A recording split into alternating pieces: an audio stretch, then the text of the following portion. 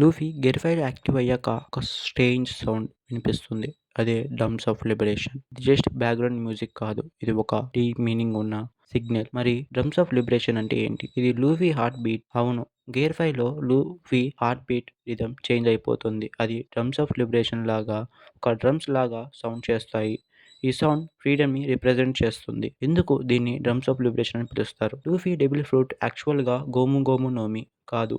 అది ఒక mythical zone. ఇటో ఇటో నోమి మోడల్ నీకా. నీకా అంటే ఏంటి? అదొక సన్ గాడ్ అని అంటారు. ఫ్రీడమ్‌కి సింబల్. ఎవరైనా డిప్రెస్ ఉన్న విలన్ని ఫ్రీ చేయడానికి వచ్చిన దేవుడిలాగా. ఇప్పుడు జునేషా ఎందుకు జాయ్ బాయ్ వచ్చాడు అని చెప్పాడు. జునేషా 800 ఇయర్స్ క్రితంగా వెయిట్ చేస్తుంది ఒరిజినల్ జాయ్ బాయ్ కోసం. జాయ్ బాయ్ అంటే ఫ్రీడమ్‌ని తెచ్చిన ఒక లెజెండరీ పర్సన్. ఇప్పుడు లూఫీ గేర్ 5 అవేక్ అయ్యాక అదే పవర్, అదే ప్రెజెన్స్ ఫీల్ అయ్యింది. డ్రమ్స్ ఆఫ్ లిబరేషన్ సౌండ్ వినగానే జునేషా రికగ్నైజ్ చేస్తాడు. ఇది అదే రిథమ్ జాయ్ బాయ్ బ్యాక్ వచ్చాడు అని. కానీ లూఫీ యాక్చువల్‌గా జాయ్ బాయా?